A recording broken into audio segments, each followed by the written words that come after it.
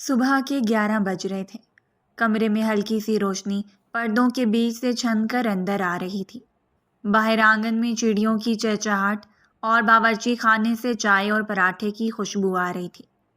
شمیم بیگم ہمیشہ کی طرح اپنے مخصوص صوفے پر ٹیک لگائے بیٹھی تھیں۔ ان کے چہرے پر سختی اور آنکھوں میں وہی کڑی چبھ تھی جسے گھر کے سب افراد خائف رہتے تھے۔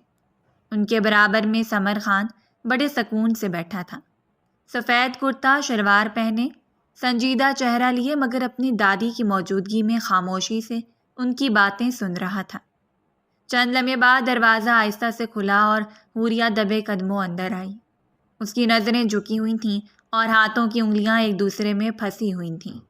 کمرے کی فضا میں خاموشی کا بوجھ بڑھ گیا تھا۔ اندر آتے ہی اس نے کانپتی ہوئی آواز میں سلام کیا۔ السلام علیکم دادی بیگم۔ السلام علیکم خان جی۔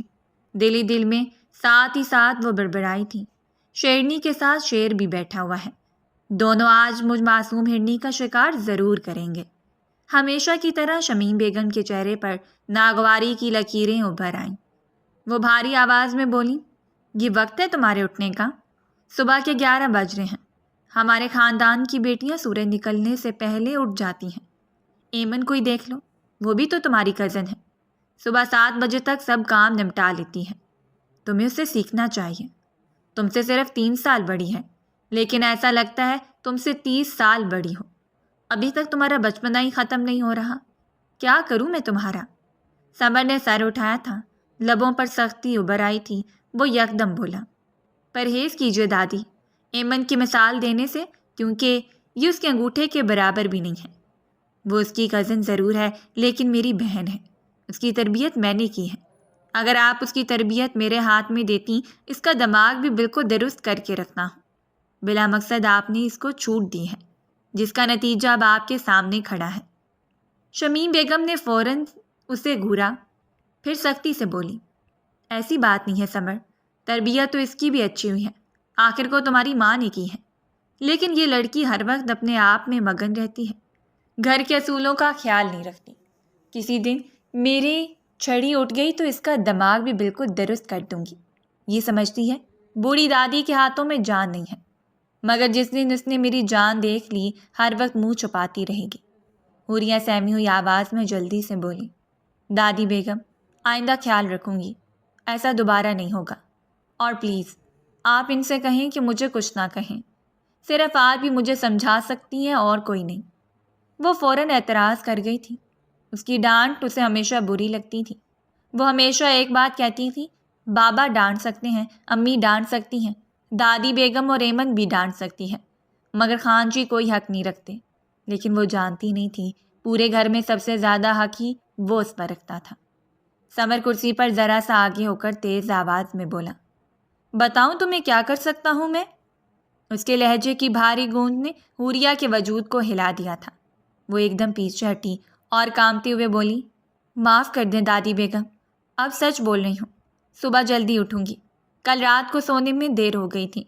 وہ ہمیشہ ہی اس کے غصے سے ڈر جاتی تھی، اس بار بھی ایسا ہی ہوا تھا۔ ذرا سی آنکھیں دکھانے پر وہ فوراً لائن پر آئی تھی۔ اس کی بات سن کر سمر نے فوراً سوال کیا، کیوں دیر ہوئی تھی؟ وجہ بتاؤ۔ حوریہ نے سر اٹھایا، آنکھیں نم تھی۔ وہ دھیمی مگر سچی آواز میں بولی، میرا پیر کو ٹیسٹ ہے کالج میں، اس کی تیاری کر رہی تھی۔ اگر یقین نہیں تو آپ ایمن سے پوچھ سکتے ہیں۔ میں جھوٹ نہیں کہہ رہی، اور میں جھوٹ کہنا پسند بھی نہیں کرتی۔ جھوٹ کہنے والوں کو رب پسند نہیں کرتا۔ وہ بہانہ بہت اچھا بناتی تھی، اس بار بھی صفائی سے خود کو کلیئر کر گئی تھی۔ شمیم بیگم طنزیہ ہنسی کے ساتھ بولی، ہاں تمہاری ماں بھی ایسے بہانے بنایا کرتی تھی، خود تو دنیا سے چلی گئی اور تمہیں ہمارے سر پر چھوڑ گئی۔ ہمیشہ کی طرح اس تانے کے بعد حوریہ کا سر جھک گیا تھا، آنکھوں میں نمی ابھر آئی تھی، لب کانپ رہے تھے، مگر وہ کچھ بول نہیں سکی تھی۔ کمرے میں لمحے بھر کے لیے خاموشی چھا گئی۔ سمر کے چہرے پر غصے کی جھلک صاف دکھائی دے رہی تھی۔ اس نے سخت نظروں سے دادی کی طرف دیکھا اور اشارے سے انہیں مزید کچھ نہیں کہنے دیا۔ وہ اس سے سختی سے بات کرتا تھا، اس پر پابندیاں لگاتا تھا، مگر اس کی آنکھوں میں آنسو اسے ہرگز پسند نہیں تھے۔ وہ حوریہ کی طرف دیکھتے ہوئے بھاری مگر نرم لہجے میں بولا، جاؤ اور اب خیال کرنا، صبح جلدی اٹھو اور میز پر سب کے ساتھ ناشتہ کرو، اور ہاں اب جا کے ناشتہ کرو، اور اگر مجھے پتہ چلا کہ تم نے ناشتہ نہیں کیا تو یاد رکھنا میرے عتاب سے تمہیں کوئی نہیں بچا سکتا۔ حوریہ نے جھکی ہوئی آواز میں بس جی کہا اور جلدی سے دروازے کی طرف بڑھی۔ اس کے قدم لڑکھڑا رہے تھے، دل زور زور سے دھڑک رہا تھا۔ وہ دروازہ کھول کر باہر نکلی تو لگ رہا تھا جیسے قید سے آزاد ہوئی ہو۔ کمرے میں پھر وہی خاموشی رہ گئی، لیکن سمر کی آنکھوں میں اب بھی وہ ناگواری صاف جھلک رہی تھی جو اس نے دادی کے الفاظ پر محسوس کی تھی۔ وہ ان کو سخت سنانا چاہتا تھا مگر فی الحال وہ اٹھ کر ڈیرے کی طرف روانہ ہو گیا تھا۔ بلا مقصد وہ دادی کا دل بھی نہیں دکھانا چاہتا تھا۔ کچن میں ہلکی ہلکی بھاپ اٹھ رہی تھی، چولہے پر دیگچی میں سالن ہلکی آنچ پر پک رہا تھا اور ساتھ ہی تڑکے کی خوشبو پورے کمرے میں رچی ہوئی تھی۔ ملازمہ کٹی ہوئی سبزیاں ٹرے میں رکھ رہی تھی جبکہ ایمن اپنے مخصوص انداز میں دوپٹہ سنبھالتے ہوئے مسالے پیسنے میں مصروف تھی۔ وہ ہر چیز بڑے سکون اور ترتیب سے کر رہی تھی جیسے اسے برسوں سے یہ سب سنبھالنے کی عادت ہو۔ کچن کی کھڑکی سے دھوپ کی شعاعیں اندر آ رہی تھیں اور ان کے عکس میں ایمن کا چہرہ مزید نکھر کر سامنے آ رہا تھا۔ اسی دوران آہستہ سے دروازہ کھلا۔ حوریہ خاموشی سے اندر داخل ہوئی، چہرے پر ابھی تک سختی اور سمر کی آواز کا خوف باقی تھا۔ قدم دھیمے تھے، آنکھوں میں نمی ابھی تک موجود تھی۔ وہ پیچھے سے جا کر اچانک ایمن کے گلے لگ گئی۔ ایمن نے چونک کر مڑ کر دیکھا اور فوراً اپنے نرم ہاتھ سے اس کے گال کو سہلایا۔ پیار بھرے لہجے میں بولی، اٹھ گئی میری شہزادی۔ کہنے کو وہ اس کی کزن تھی مگر وہ ہمیشہ اسے اپنی بیٹیوں کی طرح پیار کرتی تھی۔ ایمن کا انداز ہی مختلف تھا۔ حوریہ نے لب پھلائے، نظریں نیچے کی اور دبی دبی آواز میں بولی، آپ کی شہزادی کو آپ کے بھائی نے اتنی بری طرح ڈانٹا ہے کہ بس میری تو کوئی عزت ہی نہیں رہی۔ آپ بھی کچھ دنوں بعد شادی کر کے چلی جائیں گی، پھر مجھے کون بچائے گا؟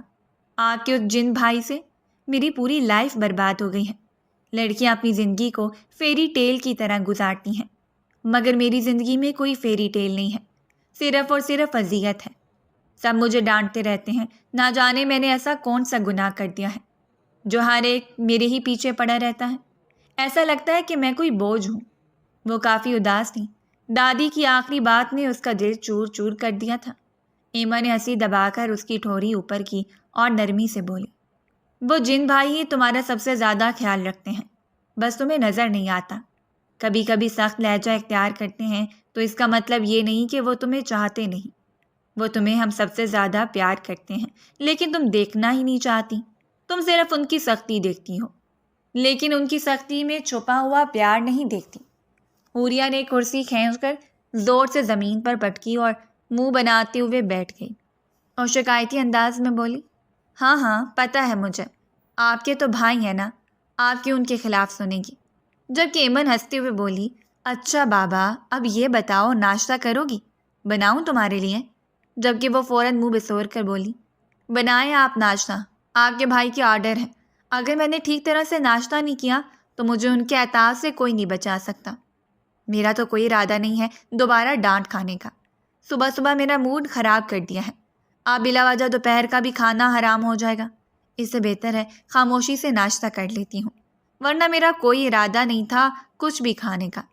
ایمن نے اسے غور سے دیکھا اور تھوڑی سی سختی مگر محبت سے بولی، رات کو میں نے کہا تھا سو جاؤ، صبح دیکھ لینا اپنے کورین ڈرامے، مگر تم سنتی کہاں ہو؟ آدھی رات تک سیریز دیکھتی رہتی ہوں۔ صحیح ہوا تمہارے ساتھ، بالکل ٹھیک سزا ملی ہے، بلکہ دادی کو چاہیے 2 چھڑی تمہیں لگائیں، بالکل ٹھیک ہو جاؤ گے، دن بدن بگڑتی جا رہی ہو۔ حوریہ ناک سکیڑ کر بولی، ہاں جی سب قصور میرا ہی ہے، آپ تو بس بھائی کے حق میں بولیں گی، کبھی بھی آپ میری سائیڈ نہیں لیتی۔ نہ جانے آپ کو ان جیسے جن میں کیا نظر آتا ہے، ہر وقت وہ آپ کو ڈانٹتے ہی رہتے ہیں۔ ایمن یہ نہیں کرو، ایمن ایسے نہیں بیٹھو، ایمن یہ مت کھاؤ، پتہ نہیں انہیں لڑکیوں سے کیا مسئلہ ہے، میرا بس چلے تو انہیں ٹھیک کر دوں۔ ایما نے ہلکی مسکراہٹ کے ساتھ سر ہلایا اور چولہے کی طرف متوجہ ہو گئی۔ کچھ دیر بعد اس نے ناشتے کی پلیٹ بڑی نفاست سے تیار کی، پراٹھا آملیٹ اور ساتھ ہی گرم چائے کا کپ۔ پلیٹ وہ احتیاط سے لائی اور میز پر رکھ دی۔ حوریہ ہاتھ باندھے بیٹھی رہی، اس کے لب پھر سے پھولے ہوئے تھے۔ جیسے کسی ضدی بچے کی۔ ایمن نے اسے دیکھا، پھر نفیس میں سر ہلاتے اس کے برابر میں بیٹھ گئی۔ وہ پلیٹ اپنی طرف کھینچ لائی اور پراٹھے کا ٹکڑا توڑ کر اپنے ہاتھوں سے حوریہ کے منہ کے قریب کیا اور نرم لہجے میں بولی، چلو ضد مت کرو، کچھ کھا لو، کچھ کھاؤ گی تو انرجی آئے گی، پھر مل کر ہم بھائی کی برائیاں کریں گے۔ حوریہ نے پہلے نظریں دوسری طرف موڑ لیں، لیکن پھر خاموشی سے منہ کھول کر نوالہ لے لیا۔ وہ چپ چاپ کھانے لگی۔ کچن کی فضا میں اب پہلے جیسی کشیدگی نہیں تھی۔ ایمن کے ہاتھوں کی نرمی اور اس کی شفقت نے حوریہ کے دل سے صبح کی گھٹن ذرا ہلکی کر دی تھی۔ ایمن نے ہر نوالہ پیار اور صبر سے اس کے منہ تک پہنچایا تھا، کیونکہ جانتی تھی وہ کتنی ضدی ہے۔ حوریہ کبھی منہ پھلاتی، کبھی نظریں چراتی، مگر کھاتی جا رہی تھی۔ ملازمہ کونے میں خاموشی سے برتن دھو رہی تھی اور مسکراتے ہوئے یہ بہنوں کا پیار دیکھ رہی تھی۔ دونوں بہنوں کے درمیان صرف 3 سال کا فرق تھا، مگر ایمن ہمیشہ حوریہ کو ایسے سنبھالتی جیسے وہ واقعی اس کی ماں ہو۔ کبھی ڈانٹ دیتی، کبھی پیار جتاتی، کبھی ضد توڑتی تو کبھی اس کے آنسو پونچھ دیتی، اور حوریہ کے لیے وہی اس کا سب سے بڑا سہارا تھی۔ ایمن کے دل میں بھی ہلکی سی اداسی اتر آئی تھی۔ حوریہ کے الفاظ اس کے کانوں میں گونج رہے تھے، آپ بھی شادی کر کے چلی جائیں گی تو مجھے کون بچائے گا؟ مگر اس نے اس احساس کو اپنے چہرے پر نہیں آنے دیا تھا۔ وہ جانتی تھی حوریہ کے دل کو ابھی سکون چاہیے تھا، اور یہ سکون صرف اس کے پیار سے مل سکتا تھا۔ شام کے سائے چاروں جانب پھیلتے جا رہے تھے۔ حویلی کے پچھلے حصے میں وسیع و عریض لان پھیلا ہوا تھا۔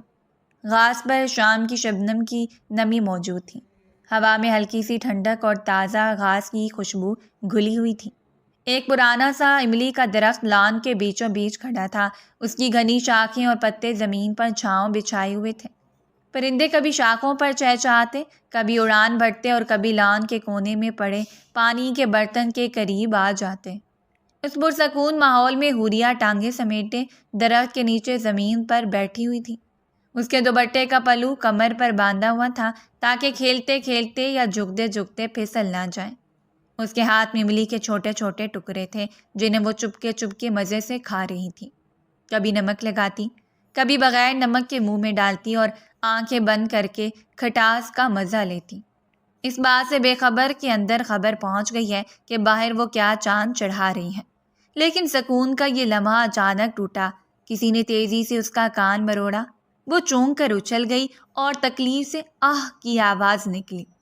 فوراً گردن گھما کر دیکھا تو سامنے رحمت بیگم کھڑی تھیں، سمر کی ماں اور اس کی تائی، جنہیں وہ شروع سے ہی امی کہتی تھیں۔ ان کے چہرے پر سختی اور آنکھوں میں غصہ بھرا ہوا تھا۔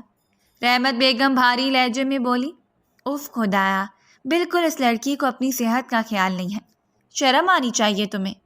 پچھلی بار بھی تمہارا گلا اسی املی کی وجہ سے خراب ہوا تھا۔ 2 دن بخار رہا، دوائیوں نے جان نکال دی، اور اب پھر چھپ چھپ کر کھا رہی ہو۔ آج آنے دو سمر کو اور تمہارے بابا کو۔ تمہارا دماغ اگر آج میں نے درست نہیں کروایا تو میرا نام رحمت نہیں۔ پریشان کر دیا ہے تمہاری ان حرکتوں نے مجھے۔ بالکل تم اپنی حرکتوں سے باز نہیں آ رہی۔ آج میں تمہیں نہیں بخشوں گی۔ ہر بار تم بچ جاتی ہو، اور اس ایمن نے اگر آ کر بیچ میں تمہاری سائڈ لی، یہ بھی مجھ سے مار کھائے گی۔ اسی کے لاڈ پیار نے تمہیں بگاڑا ہے۔ حوریہ فوراً گھبرا گئی۔ ہاتھ میں پکڑی املیاں ایک جھٹکے سے زمین پر پھینک دی اور رونی صورت بنا کر بولی، اچھا پلیز امی، معاف کر دیں۔ دیکھیں پھینک دی ہے نا، اب نہیں کھاؤں گی۔ سمر کا نام سنتے ہی اس کی جان نکل گئی تھی۔ بابا کو تو وہ آرام سے منا لیتی تھی، صرف ایک آنسو ٹپکانے کی دیر ہوتی تھی، لیکن سمر تک اگر یہ بات پہنچ جاتی وہ یقیناً اس کی ٹانگیں توڑ دیتا۔ اسی لیے وہ فوراً ہی منتوں پر اتر آئی تھی۔ رحمت بیگم نے ہاتھ کمر پر رکھے اور نفی میں سر ہلاتے ہوئے بولی، نہیں، اب تو تمہیں نہیں چھوڑوں گی۔ تم میری سنتی نہیں ہو۔ لگتا ہے تمہیں اپنی ماں کی ذرا بھی تربیت یاد نہیں، تمہیں ماں سے ذرا سا بھی پیار نہیں ہے۔ ہر وقت بیمار رہنا جیسے تم نے اپنا پسندیدہ شوق بنا لیا ہے، اور جب تم بیمار پڑتی ہو نا، شامت میری آتی ہے۔ تمہارے بابا، سمر، ایمن سب مجھے ڈانٹتے ہیں کہ میں تمہارا خیال نہیں رکھتی۔ لڑکی، تم بہت زیادہ تیز ہو گئی ہو، لیکن یہ تیزی اب میں نکالوں گی، بس اب بہت ہو گیا ہے۔ مجھ سے یہ حرکتیں تمہاری بالکل برداشت نہیں ہو رہی۔ یہ کہہ کر انہوں نے ہاتھ پکڑا اور بولی، چلو ابھی اندر، اور جا کر سیدھا اپنے کمرے میں گھس کر اپنی کتابوں میں لگ جاؤ، ورنہ تمہارا حشر بگاڑ دوں گی۔ حوریہ آنکھوں میں آنسو بھر لیے اور روتی ہوئی آواز میں بولی، پلیز آپ خان جی کو مت بتائیے گا، آپ کو پتہ ہے نا خان جی کتنا غصہ کرتے ہیں، اور بابا کو بھی مت بتائیے گا، وہ تو بالکل برداشت نہیں کریں گے۔ پلیز امی نہیں بتائیں، میں وعدہ کرتی ہوں آئندہ کبھی بھی نہیں کھاؤں گی، بس آج معاف کر دیں۔ پتہ نہیں کیسے میرا ہاتھ ان انگلیوں تک چلا جاتا ہے، حالانکہ میں خود کو روکنے کی بہت کوشش کرتی ہوں، مگر کیا کروں، عادت سے مجبور ہو جاتی ہوں۔ لیکن وعدہ کرتی ہوں اب پکا ایسا نہیں ہوگا، پلیز آخری بار معاف کر دیں۔ وہ ہمیشہ انہیں اسی طرح مناتی تھی، لیکن آخر میں اپنی پٹی سے ضرور اتر کر یہی حرکتیں دہراتی تھیں۔ رحمت بیگم نے غصے میں ہاتھ چٹکا اور تیز لہجے میں بولی، کھاؤ میری قسم۔ حوریہ نے ناک سکیڑ کر منہ بنایا اور بولی، نہیں، میں آپ کی قسم نہیں کھاؤں گی، میرا کب دین ایمان بدل جائے کچھ پتہ تھوڑی ہے، آپ روز قسمیں کھلاتی رہتی ہیں، ایک دن کچھ ہو گیا تو میرا کیا ہوگا؟ وہ جلدی میں الٹا بول گئی تھی۔ رحمت بیگم نے آنکھیں تنگ کر کے سخت نظروں سے گھورا۔ حوریہ نے فوراً ہونٹ سکیڑے، منہ پھلا کر بولی، اچھا ٹھیک ہے آپ کی قسم، اب نہیں کھاؤں گی، بس پلیز کسی کو کچھ مت بتائیے گا، میں وعدہ کر رہی ہوں اب نہیں کروں گی یہ غلطی دوبارہ، پلیز راضی ہو جائیں۔ آپ جانتی ہیں خان جی بہت غصہ کرتے ہیں۔ رحمت بیگم انگلی لہرا کر بولی، یہ آخری بار ہے ورنہ مجھ سے ہی مار کھاؤ گی، یاد رکھنا۔ حوریہ نے جلدی سے سر ہلایا اور معصومیت سے بولی، جی جی امی مار لینا آپ، لیکن ابھی کسی کو مت بتائیے۔ یہ کہتے ہی وہ اپنا دوپٹہ سنبھالتے ہوئے تیزی سے اٹھی اور اندر کی طرف بھاگ گئی۔ اس کے دوپٹے کا پلو پیچھے ہوا میں لہرا رہا تھا۔ پیچھے رحمت بیگم کھڑی رہ گئی۔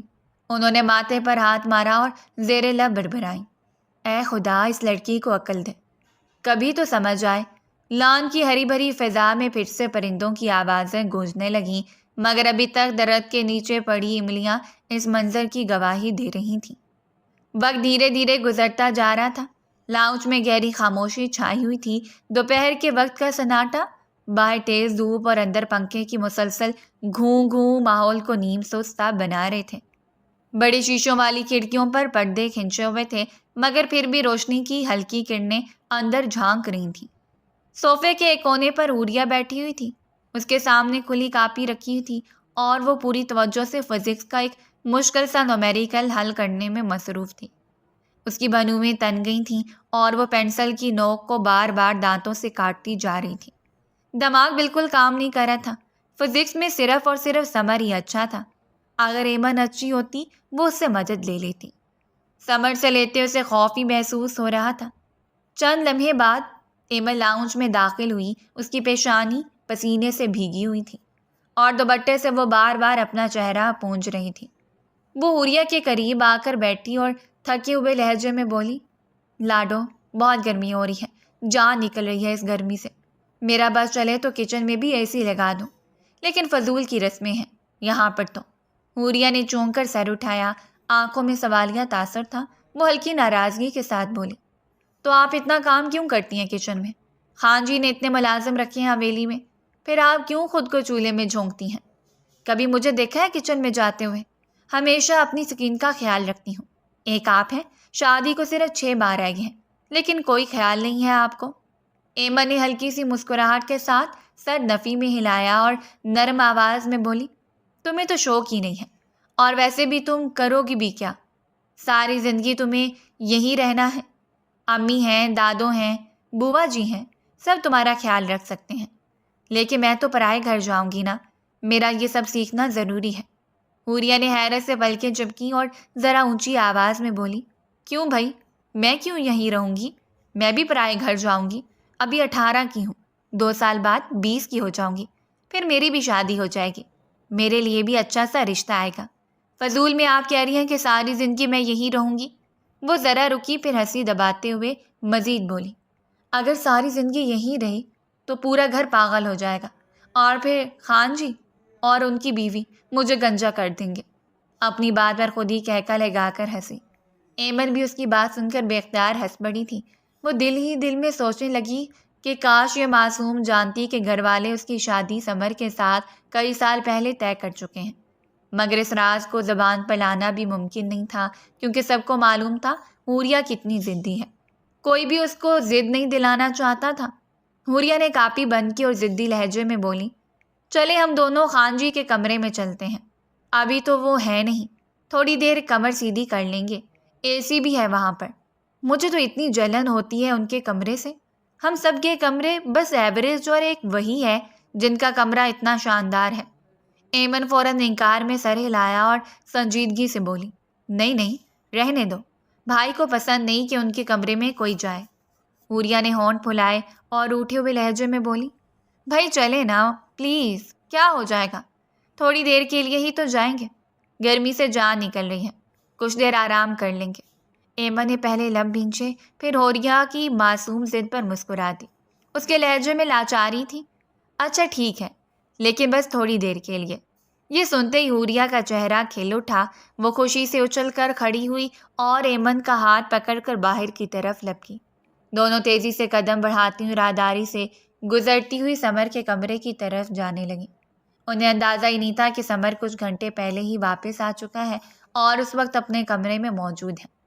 چند لمحے بعد وہ دونوں اس کے کمرے کے سامنے تھیں۔ سمر کے کمرے کا دروازہ آہستگی سے کھلا، اندر ٹھنڈی ہوا کا جھونکا سا محسوس ہوا۔ کمرے کی ہر چیز اپنی جگہ ترتیب سے رکھی تھی۔ سائڈ ٹیبل پر کتابیں باقاعدہ ترتیب میں رکھی تھیں۔ الماری کا دروازہ بند تھا اور بیڈ کی چادر پر ایک شکن تک نہیں تھی۔ کمرے کی فضا میں خاص طرح کی سختی اور ترتیب جھلک رہی تھی، جو سمر کی شخصیت کی عکاس تھی۔ ایمن ایک لمحے کو رک گئی۔ اس نے گردن موڑ کر کمرے میں نظریں دورائیں، پھر دھیمی آواز میں بولی، بچے ایسا کیوں لگ رہا ہے کہ کمرے میں کوئی موجود تھا؟ دیکھو نا، اے سی کی کتنی ٹھنڈک ہو رہی ہے۔ حوریہ ہنستی، پھر اچھلتی کودتی بیڈ کی طرف بڑھی اور پھسل کر اس پر بیٹھ گئی۔ وہ بولی، ہو سکتا کوئی ملازمہ آئی ہو صفائی کرنے کے لیے، اور آپ کو تو پتہ ہے آج کل کی ملازمائیں کتنی ایڈوانس ہو گئی ہیں، کسی نے چلا دیا ہوگا اے سی، آئے نا آرام کرتے ہیں۔ ایمن نے کچھ سوچتے ہوئے بھری، مگر آخر کار وہ بھی اس کے پاس جا کر بیٹھ گئی۔ حوریہ نے اپنی گردن تکیے پر ٹکائی اور شرارتی انداز میں بولی، کاش خان جی فوجی ہوتے، پورا سال گھر نہیں آتے اور ہم ان کے بستر پر مزے سے سوتے۔ ایمن نے فوراً اسے ڈپٹا، چپ، یہ کیسی باتیں کر رہی ہو؟ اگر بھائی کو پتہ چلا تو قیامت آ جائے گی۔ وہ ہر بات کو سنجیدگی سے لیتے ہیں۔ مگر حوریہ ہنسی نہیں روک سکی۔ وہ حسرت بھرے لہجے میں بولی، سچی؟ ایمن، اگر ایسا ہوتا تو میں ان کے کمرے پر قبضہ کر لیتی، یہاں اپنی باربی ٹیبل اور کرسی رکھتی، پورا میک اپ باکس یہیں رکھتی، اور یہ بستر، یہ تو پنک ہوتا، اتنا مزہ آتا۔ آپ اس طرف سوتی، میں اس طرف۔ ایمن نے ایک بار پھر نفی میں سر ہلایا، لیکن اس کی ہنسی چھپائی نہ چھپی۔ دونوں بہنیں اپنی ہی دنیا میں محو تھیں، یہ جانے بغیر کہ سمر حقیقت میں کمرے میں موجود ہے۔ واش روم کے بند دروازے کے پیچھے شیو کرتے ہوئے وہ ان کی ہر بات سن رہا تھا۔ باہر ٹھنڈک اے سی سے نہیں، اس کے جانے سے پہلے کیے ہوئے بندوبست سے تھی۔ کوئی ملازمہ نہیں آئی تھی۔ کمرے میں بہنوں کی سرگوشیاں گونج رہی تھیں۔ حوریہ کی شوق آواز بار بار ایمن کے قہقوں سے مل کر ماحول کو ہلکا پھلکا بنا رہی تھی، مگر اگلے لمحے ساری دنیا جیسے تھم گئی۔ واش روم کا دروازہ یکدم کھلا۔ سب سے پہلے بھار کی ایک ہلکی سی لہر باہر نکلی، پھر قدموں کی آہٹ سنائی دی، اور اگلے لمحے صبر نظر آیا۔ وہ شرٹ لیس تھا، ابھی شیو مکمل کرنے کے بعد تولیہ سے چہرہ صاف کر رہا تھا۔ ایمن کا رنگ فک ہو گیا۔ اس نے ایک پل کے لیے بھی پیچھے مڑ کر نہیں دیکھا اور فوراً بھاگتی ہوئی کمرے سے باہر نکل گئی۔ اس کو اس کی ڈانٹ کا شکار نہیں بننا تھا۔ حوریہ کا دل جیسے حلق میں اٹک گیا۔ وہ ساکت سی بیڈ پر بیٹھی رہ گئی تھی، آنکھیں پھٹی کی پھٹی رہ گئیں۔ اس کے چہرے پر شرم، خوف اور بے یقینی سب ایک ساتھ اتر آئے تھے۔ سمر نے اسے دیکھتے ہی قدم روکے۔ تولیہ ایک ہاتھ سے گردن پر پھیرتے ہوئے بھاری آواز میں بولا، میرے کمرے میں سونے کا بہت شوق ہے تمہیں، فکر نہیں کرو، آج بندوبست کرتا ہوں تمہارا۔ یہ کہتے ہی اس نے ہاتھ میں پکڑا ہوا گیلا تولیہ زور سے حوریہ کی طرف اچھالا۔ تولیہ اس کے چہرے پر آ کر ٹکرایا۔ پانی کی قطروں کی ٹھنڈک اس کے رخسار پر بکھر گئی۔ حوریہ کی سانس جیسے تھم گئی، قدم زمین پر گر گئے، دل بے قابو دھڑکنے لگا۔ وہ کچھ کہنے کی ہمت بھی نہیں کر سکی تھی۔ نظریں جیسے سمر کی پشت پر جم گئیں۔ جو پراعتماد چال سے دروازے کی طرف بڑھ رہا تھا۔ وہ تولیہ پھینکنے کے بعد پلٹا، دروازہ کھولا اور بغیر ایک لمحہ ضائع کیے کمرے سے باہر نکل گیا۔ اس کے جانے کے بعد بھی کمرے میں اس کی موجودگی کی دھمک باقی تھی۔ حوریہ نے کپ کپاتے ہاتھوں سے چہرے سے تولیہ ہٹایا۔ آنکھیں اب بھی خوف سے بھری ہوئی تھیں، سانسیں اٹک اٹک کر چل رہی تھیں۔ پھر جیسے ہی ہوش آیا تو وہ جھٹکے سے کھڑی ہوئی اور دوپٹہ سنبھالتے ہوئے دروازے کی طرف لپکی۔ کمرے سے باہر نکلتی اس کے قدم ایسے تیز ہوئے جیسے پیچھے سے کوئی پکڑ لے گا۔ لانگ کوریڈور میں دوڑتی وہ خود بھی حیران تھی کہ یہ ابھی ہوا کیا ہے۔ دل ابھی بھی دھک دھک کر رہا تھا اور سمر کا جملہ بار بار کانوں میں گونج رہا تھا کہ آج تمہارا بندوبست کرتا ہوں۔ نہ جانے کیوں یہ جملہ اس کو لاشعوری طور پر عجیب کیفیت میں مبتلا کر رہا تھا۔ وقت دھیرے دھیرے گزرتا جا رہا تھا۔ رات کا وقت تھا، حویلی کے بڑے کمرے میں جو شمیم بیگم کا خاص بیٹھک کمرہ تھا، محفل سی جمی ہوئی تھی۔ بڑے فانوس کی مدھم روشنی کمرے کو روشن کیے ہوئے تھی۔ دیواروں پر پرانے طرز کے عکس اور لکڑی کے کام سے بنے ہوئے فریم جلملاتے دکھائی دے رہے تھے۔ کمرے کے وسط میں بھاری صوفے ترتیب سے رکھے تھے اور سب افراد اپنی اپنی جگہوں پر بیٹھے تھے۔ شمیم بیگم ہمیشہ کی طرح اپنے بڑے سے صوفے پر نیم دراز بیٹھی تھی۔ ان کے برابر میں سمر بیٹھا ہوا تھا، پرسکون مگر سنجیدہ۔ ایک طرف رحمت بیگم اور سہیل صاحب موجود تھے، دونوں خاموش اور متوقع طور پر سمر کی بات سننے کے لیے تیار۔ دوسری جانب ایمن بیٹھی تھی، تھکن کے آثار مگر چہرے پر تجسس اور گھبراہٹ کی جھلک صاف نمایاں تھی۔ پورے کمرے میں ایک سنجیدہ فضا تھی مگر ایک کرسی خالی تھی، وہ حوریہ کی تھی۔ وہ ہمیشہ کی طرح اپنے کمرے میں کورین سیریز دیکھنے میں محو تھی اور اس وقت کسی کو اس کی غیر موجودگی خاص طور پر محسوس نہیں ہو رہی تھی۔ سمر نے سب کی طرف دیکھا، پھر گہری سانس لی اور پورے اعتماد لہجے میں بولا، آپ لوگوں کو میں نے دراصل اسی لیے جمع کیا ہے کہ مجھے کوئی ضروری بات کرنی ہے۔ سب کی نظریں یکدم اس کی طرف اٹھ گئیں۔ سہیل صاحب نے چشمہ ٹھیک کیا، رحمت بیگم نے ہونٹ بھینچے اور شمیم بیگم ابرو اچکا کر بولی، ہاں بولو بیٹا، کیا بات ہے؟ سمر سکون سے بولا، ایمن کا رشتہ طے ہو چکا ہے، شادی میں 6 ماہ باقی ہیں۔ لیکن وہ ذرا رکا، اصولاً شادی پہلے ایمن کی ہونی چاہیے کیونکہ ہم بہن بیٹیوں کو ترجیح دیتے ہیں۔ ایمن نے گردن جھکا لی، اس کے چہرے پر ہلکی شرمندگی تھی مگر وہ خاموش رہی۔ سمر نے بات جاری رکھی، لیکن میں چاہتا ہوں کہ لندن جانے سے پہلے حوریہ سے میرا نکاح ہو جائے اور اسے میں اپنے ساتھ لے جاؤں۔ یہ سن کر لمحے بھر کے لیے پورے کمرے میں خاموشی چھا گئی۔ پھر شمیم بیگم تیزی سے بولی، حوریہ کو لے جانے کی ضرورت کیا ہے؟ لڑکی ذات ہے، یہیں پر رہے گی۔ سمر نے نگاہ بھر کر اپنی دادی کو دیکھا، لہجہ پہلے سے زیادہ مضبوط تھا۔ نہیں، ہرگز نہیں، جہاں میں ہوں گا وہی میری بیوی ہوگی۔ دادی، یہ میرا آخری فیصلہ ہے اور مجھے کسی قسم کا ہنگامہ یا بحث نہیں چاہیے۔ رحمت بیگم نے اپنی نظریں سہیل صاحب کی طرف گھمائیں۔ سہیل صاحب نے کرسی پر پہلو بدلا اور آہستگی سے بولے، یہ جو کہہ رہا ہے وہی ٹھیک ہے، آخر باہر جانا ہے، ایسے میں بہتر ہے کہ نکاح کر لیا جائے اور بیوی کو ساتھ لے کر جائے۔ سمر نے سر ہلایا، جی، اور میں چاہتا ہوں اسی ہفتے کے جمعے کو نکاح رکھا جائے۔ بس ضروری رشتہ داروں کو بلائیے گا، شادی میں سادگی ہو، میں زیادہ شور شرابہ نہیں چاہتا۔ ایمن نے پہلی بار زبان کھولی، اس کی آواز نرم تھی مگر فکر نمایاں تھی۔ بھائی، حوریہ کی خواہش ہے کہ اس کی شادی دھوم دھام سے ہو، وہ بچپن سے خواب دیکھتی آئی ہے، آپ ایسا مت کیجیے۔ سمر سخت مگر سنجیدہ لہجے میں بولا، نہیں ایمن، ضرورت نہیں ہے، دھوم دھام میں نظر لگتی ہے اور حوریہ بہت معصوم ہے، اس کو بہت جلدی نظر لگتی ہے، میں یہ رسک نہیں لے سکتا۔ رحمت بیگم نے بیٹے کو دیکھتے ہوئے اس بات میں سر ہلایا۔ سہیل صاحب بھی بولے، ہاں یہ ٹھیک کہہ رہا ہے، حوریہ جلدی بیمار ہو جاتی ہے، بہتر ہے چھوٹا ہی فنکشن کیا جائے۔ شمیم بیگم نے اپنے احساس سے زمین پر ہلکی سی ضرب لگائی جیسے فیصلہ کن انداز ہو، پھر خشک لہجے میں بولی، اگر سب کا یہی فیصلہ ہے تو میری طرف سے بھی ہاں ہے، اسی جمعے کو نکاح کر لیتے ہیں۔ کمرے کی فضا میں اب سنجیدہ خاموشی پھیل گئی، ہر کسی کے دل میں اپنے اپنے خیال گردش کر رہے تھے۔ ایمن نے چپ چاپ آنکھیں جھکا لیں، رحمت بیگم نے تسلی بھری سانس لی اور سہیل صاحب نے گہری نظر سمر پر ڈالی، مگر سمر اس کے ہونٹوں پر ہلکی سی مسکراہٹ ابھر آئی تھی۔ دل ہی دل میں وہ خوشی کی ایک لہر محسوس کر رہا تھا۔ آخر کار وہ لمحہ قریب تھا جس کا خواب اس نے برسوں سے دیکھا تھا۔ بچپن سے جس محبت کو دل میں پالا تھا، اب وہی محبت اس کی زندگی کی ہمسفر بننے والی تھی۔ یہ احساس اس کے لیے اتنا خوشنما تھا کہ لمحے بھر کو کمرے کی سب سختی اور بحث پیچھے رہ گئی تھی۔ حوریہ کے کمرے میں نرم پیلے بلب کی روشنی جل رہی تھی۔ دیوار کے ساتھ لگی لکڑی کے ریک پر حوریہ کی باربی ڈولز اور میک اپ کے باکس بکھرے پڑے تھے۔ بیڈ کے سامنے LCD پر کورین ڈرامے کی آواز چل رہی تھی اور وہ کمبل لپیٹے بیڈ پر نیم دراز موبائل میں مگن تھی۔ جیسے ہی دروازہ کھلا اور احمد بیگم کے ساتھ ایمن اندر داخل ہوئی، وہ ذرا سی چونکی، لیکن فوراً ہی دوبارہ سکرین پر نظر جما دی۔ رحمت بیگم سخت لہجے میں بولی، لڑکی ہوش کرو، اٹھ کر بیٹھو، بات کرنی ہے۔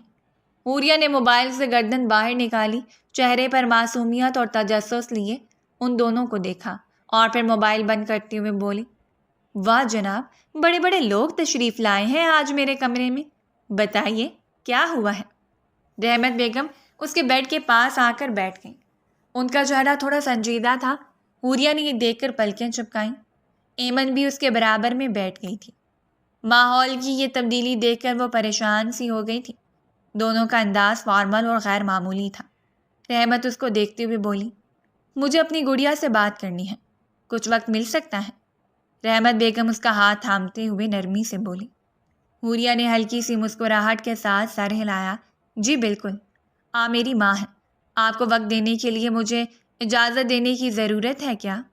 رحمت بیگم نے گہری سانس لی اور اس کے چہرے کو غور سے دیکھتے ہوئے بولی، میں نے ہمیشہ تمہیں اپنی بیٹی مانا ہے اور تم نے بھی مجھے اپنی ماں مانا ہے، اسی حساب سے میں نے تمہارے لیے ایک فیصلہ لیا ہے۔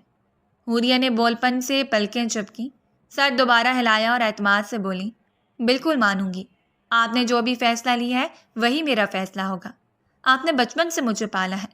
رحمت بیگم نے اس کا ہاتھ مزید مضبوطی سے تھاما اور ذرا جھک کر آہستہ آواز میں بولی، میں نے تمہاری شادی طے کر دی ہے۔ یہ سنتے ہی حوریہ کی آنکھیں خوشی سے چمک اٹھیں۔ وہ تقریباً اچھل کر بیڈ پر سیدھی ہو کر بیٹھ گئی اور خوشی سے چلائی، سچ بتائیں نا، آپ مذاق تو نہیں کر رہی؟ واقعی میری شادی طے کر دی ہے؟ ایمن نے اپنے ہونٹ کاٹ کر نظریں جھکائیں۔ حوریہ مزید پرجوش ہو کر بولی، یعنی اب مجھے یہ کیمسٹری، فزکس اور ان کے فارمولے نہیں پڑھنے پڑیں گے؟ یا خدایا، آپ تو دنیا کی سب سے اچھی ماں ہیں، تھینک یو سو مچ۔ وہ بے تحاشا ہنس رہی تھی، اپنے ہاتھ جوڑ کر جیسے دعائیں دے رہی ہوں۔ پھر اچانک ایمن کی طرف دیکھ کر بولی، دیکھا میں کتنی خوش ہوں، اب تو بس دلہن بننا باقی ہے۔ ایمن نے اسے دیکھ کر زبردستی کی مسکراہٹ دینے کی کوشش کی، مگر اس کے لبوں پر وہ مسکراہٹ مکمل نہ آ سکی۔ اس کی آنکھوں میں جھلک رہا تھا کہ اگلا لمحہ حوریہ کے لیے کتنا بڑا دھچکا بننے والا ہے۔ رحمت بیگم نے بات جاری رکھی، پر ایک بات سن لو، پہلے یہ پوچھ تو لو کس کے ساتھ تمہاری شادی طے کی ہے؟ حوریہ نے جیسے ان کی بات کو سرسری لیا، بیڈ پر اچھل کر بیٹھتے ہوئے بولی، امی آپ جس مرضی کے ساتھ شادی طے کریں، مجھے کوئی اعتراض نہیں، بس شادی ہونی چاہیے، مجھے اور کیا چاہیے۔ ایمن نے گہری سانس لی، پھر تھوڑا سنجیدہ لہجے میں بولی، حوصلہ رکھ، سن لو امی کیا کہہ رہی ہیں۔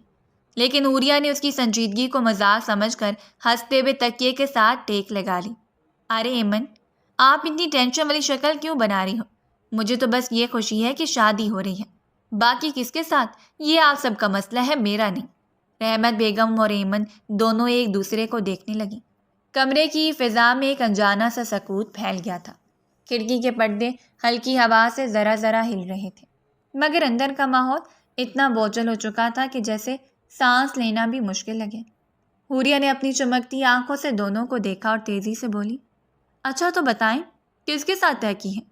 لڑکا کون ہے، کیا کرتا ہے، خاندان کون سا ہے، نام کیا ہے، سب بتائیں نا۔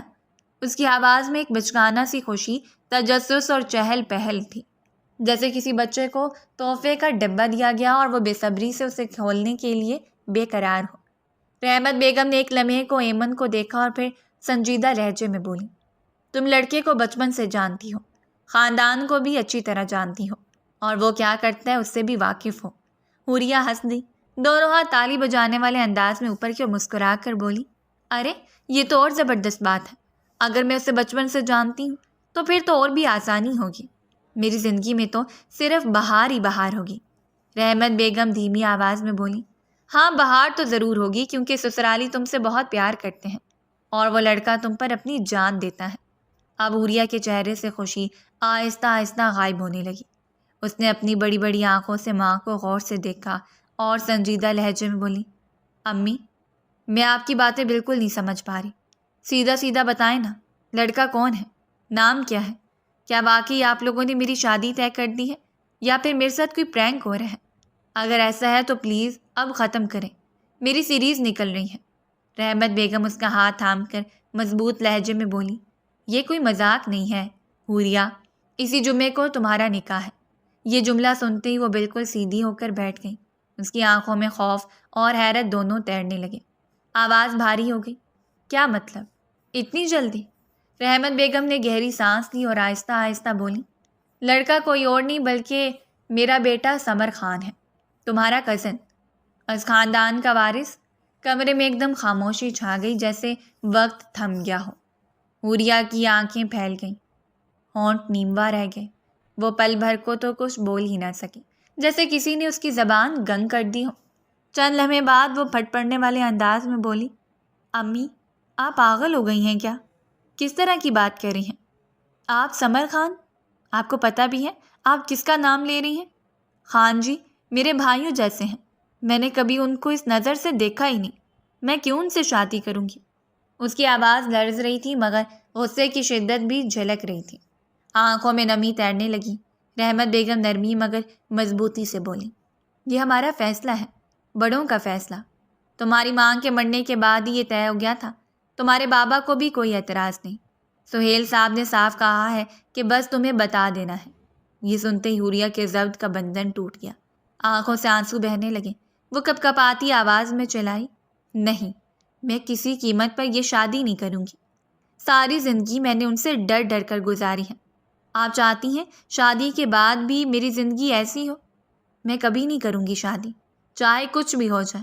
میں بابا کو بھی منع کر دوں گی، میں خان جی کو بھی منع کر دوں گی۔ وہ شدت جذبات میں رو پڑی، آواز اونچی ہوتی گئی، میں مر جاؤں گی امی لیکن ان سے شادی نہیں کروں گی۔ یہ کہہ کر وہ ہچیوں کے ساتھ روتی ہوئی تیزی سے اٹھی اور واش روم کی طرف بھاگ گئی۔ دروازہ زور سے بند ہونے کی آواز آئی۔ ایما نے اپنے آنسو ضبط کرنے کی کوشش کی مگر دل میں کرب نمایاں تھا۔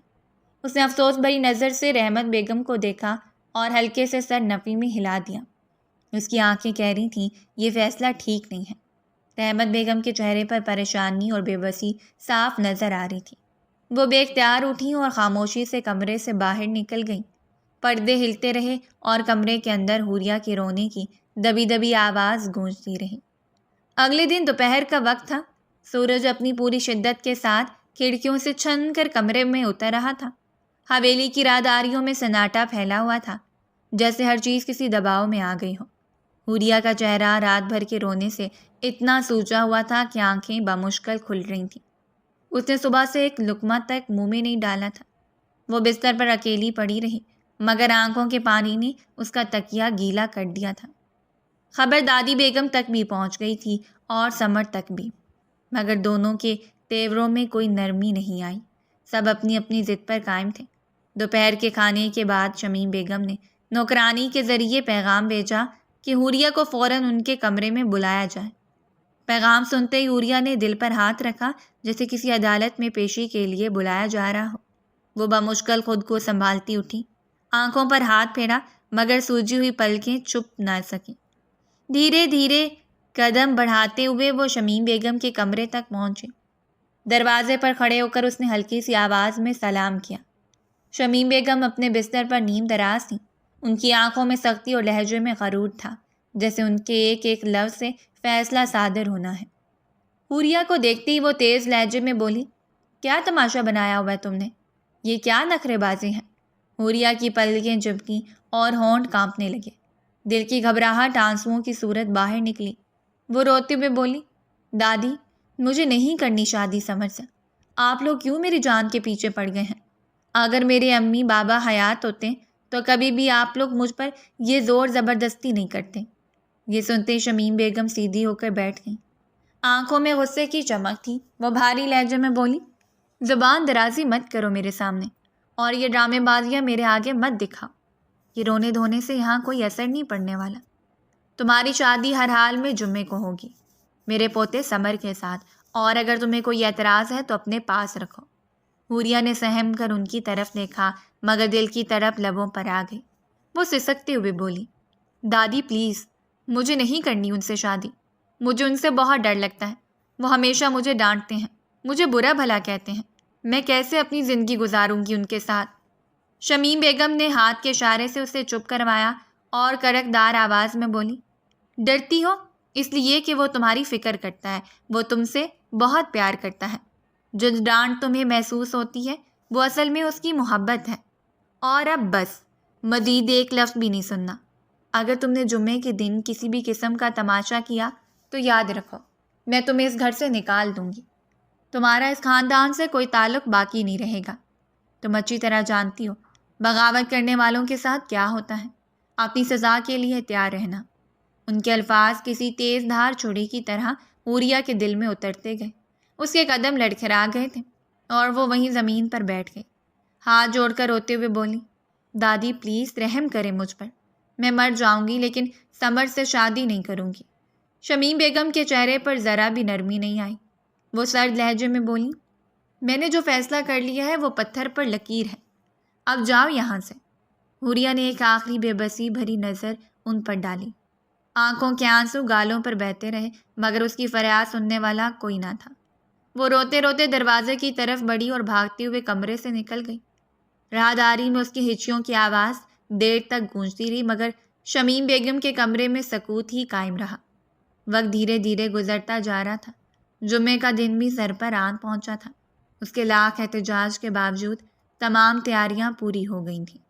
حویلی کے وسیع لاؤنج کو سفید چادروں اور ہلکی روشنیوں سے سجایا گیا تھا۔ جگہ جگہ تازہ پھولوں کی خوشبو پھیلی ہوئی تھی مگر اس خوشبو میں ایک عجیب سا بوجھ محسوس ہو رہا تھا۔ ماحول میں خوشی کی بجائے خیر مرئی خاموشی اور دباؤ چھایا ہوا تھا۔ مہمان کرسیوں پر نیم سنجیدگی کے ساتھ بیٹھے تھے۔ سب جانتے تھے کہ یہ نکاح کس کی خوشی سے زیادہ بڑوں کے فیصلوں کا نتیجہ ہے۔ لاؤنج کے عین وسط میں حوریہ دلہن کے لباس میں بیٹھی تھی۔ سرخ و سنہری رنگ کے لہنگے میں لپٹی وہ حد درجہ خوبصورت لگ رہی تھی، جیسے کوئی نازک کلی جبرن کسی بھاری مٹی میں گاڑ دی گئی ہو۔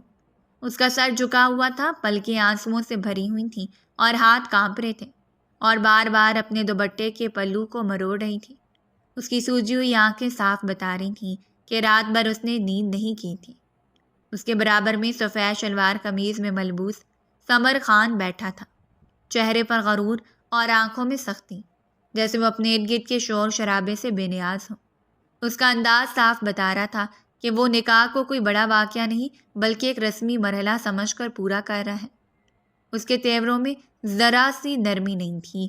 پاس ہی دادی بیگم کرسی پر براجمان تھیں، ہاتھوں میں تسبیح تھی مگر آنکھوں میں اطمینان۔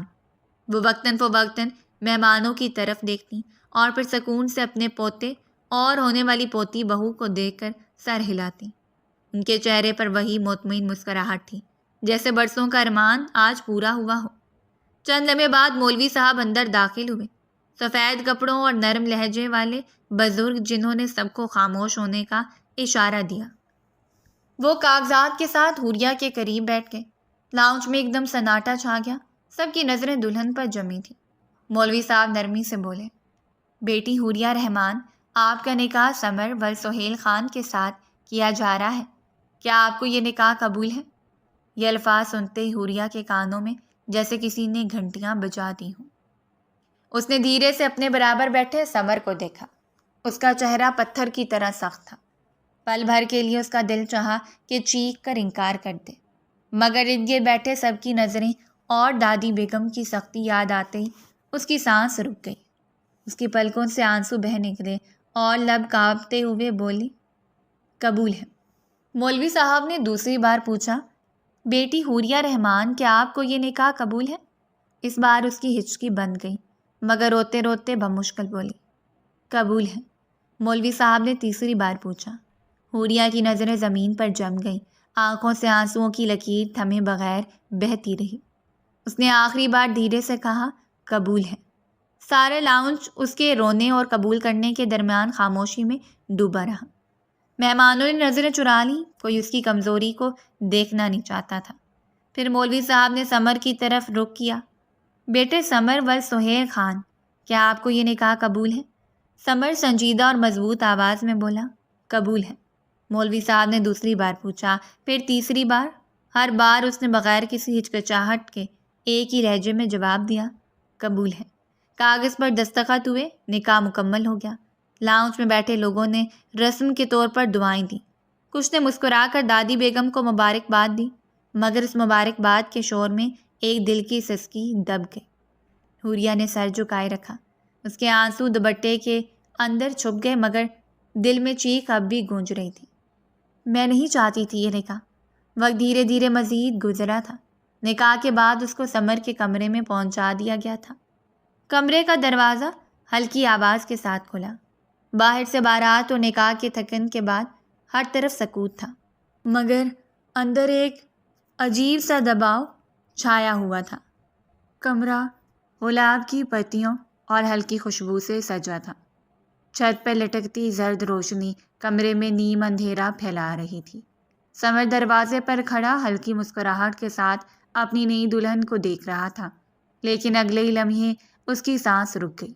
سامنے حوریہ لرزتے ہاتھ میں ایک تیز چھڑی لیے بیٹھی تھی، جو سیدھی اس کی کلائی پر رکھی ہوئی تھی۔ اس کے آنسو دوپٹے کے اندر چھپے نہیں تھے، بلکہ صاف اس کے رخساروں پر بہہ رہے تھے۔ جیسے اس نے اپنی کلائی پر دباؤ ڈالا، سمر ایک جھٹکے سے آگے بڑھا۔ اس نے اس کے ہاتھ سے چھڑی چھین کر ایک طرف پھینکی اور غصے میں آ کر زوردار تھپڑ اس کے رخسار پر دے مارا۔ پاگل ہو گئی ہو؟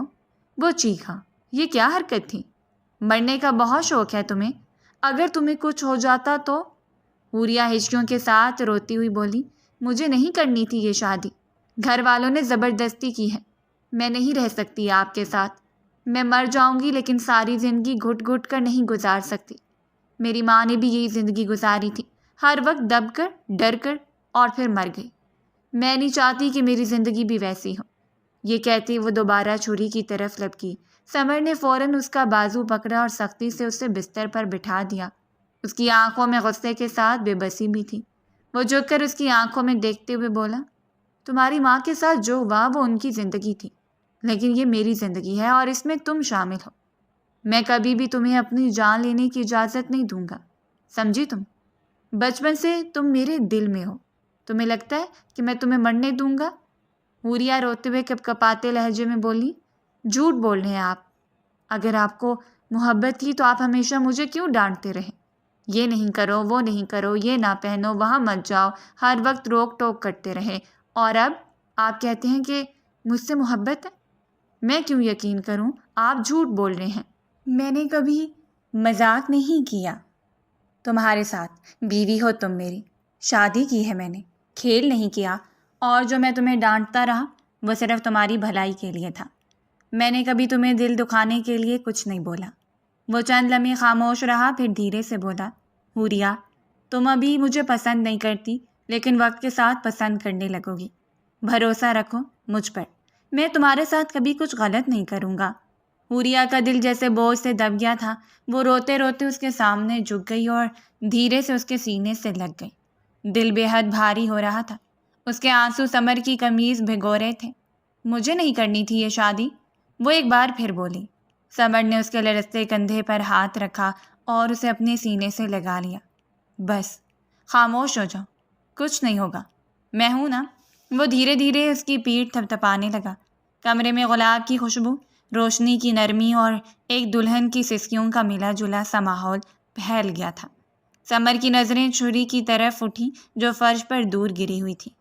اس نے گہری سانس لی اور اندر ہی اندر ایک فیصلہ کیا اور بے حد آہستگی سے اپنی سانسیں اس کی سانسوں سے جوڑ دیں۔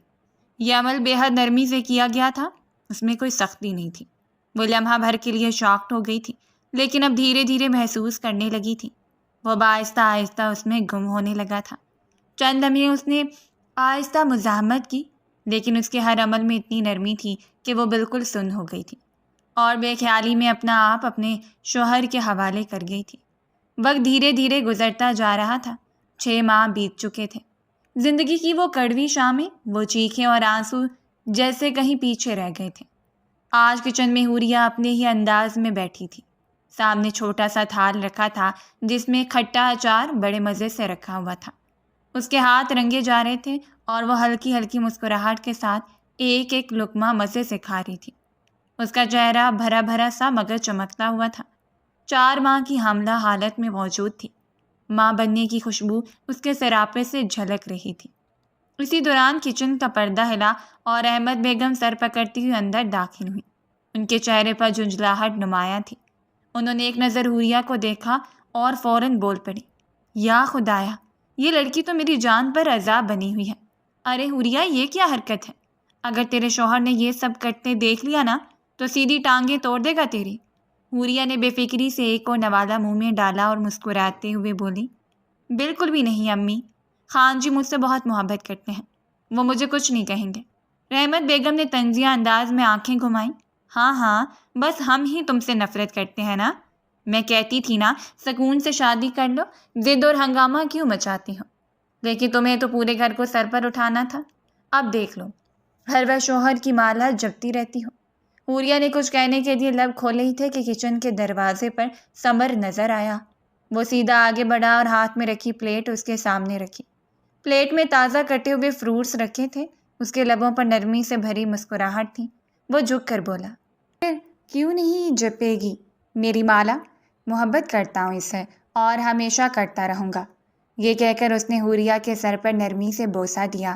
حوریہ کی آنکھوں میں ہلکی سی نمی تیر گئی مگر ساتھ ہی دل میں سکون اتر آیا۔ رحمت بیگم کے ہونٹوں پر پہلی بار ہلکی سی مسکراہٹ آئی۔ وہ دونوں کو دیکھتے ہوئے بولی، سدا خوش رہو بیٹا، مگر اپنی بیوی کو ذرا سمجھا دو، یہ کھٹی چیزیں یوں کھاتی ہیں پھر گلا خراب ہوگا، اور اب تو جس حال میں ہے اسے اپنے بچے کا بھی خیال کرنا چاہیے۔ اگر گلا خراب ہو گیا اور کوئی الٹی سیدھی دوا کھا لی تو اور بھی مشکل ہو جائے گی۔ یہ ہے ہی ضدی، بالکل نہیں سنتی میری۔ ثمر نے ایک لمحے کے لیے حوریہ کی طرف دیکھا۔ اس کی آنکھوں میں شرارت اور لاڈ کی جھلک تھی۔ اس نے ہلکی سی آنکھیں دکھائیں تو حوریہ نے فوراً رونی صورت بنا لی۔ یہ مجھے ہر وقت ڈانٹتی رہتی ہیں، کیا اب آپ بھی مجھے ڈانٹیں گے؟ ثمر کے لبوں پر مسکراہٹ گہری ہو گئی۔ اس نے سر نفی میں ہلایا اور دھیرے سے بولا، میں تمہیں ڈانٹوں گا نہیں لیکن سمجھاؤں گا ضرور۔ تمہاری صحت میرے لیے سب سے زیادہ ضروری ہے، اور اب تو صرف تم نہیں، ہماری اولاد بھی تمہارے ساتھ ہے، اس کا بھی خیال رکھنا ہے تمہیں۔ حوریہ نے کہہ کے جیسی کھلکھلاہٹ کے ساتھ ہنسی چھوڑی۔ اس کے رخسار پر چمک اتر آئی، جیسے وہ تمام بوجھ اور ڈر جو کبھی اس کے دل پر تھا اب دھیرے دھیرے اتر چکا ہو۔ ثمر نے اس کے ماتھے پر نرمی سے پیار کیا۔ رحمت بیگم نے دونوں کو دیکھتے ہوئے دل میں سکون کا سانس لیا۔ ان کے لبوں پر ہلکی سی دعا تھی، رب تم دونوں کو ہمیشہ خوش رکھے، آمین۔ کچن میں اس لمحے ایک عجیب سا سکون تھا۔ ہلکی ہلکی ہوا درختوں کی شاخوں کو ہلا رہی تھی مگر اس کچن کے اندر صرف ایک حقیقت روشن تھی، وہ حقیقت جو بتا رہی تھی کہ زندگی ہمیشہ وہ نہیں ہوتی جیسی نظر آتی ہے۔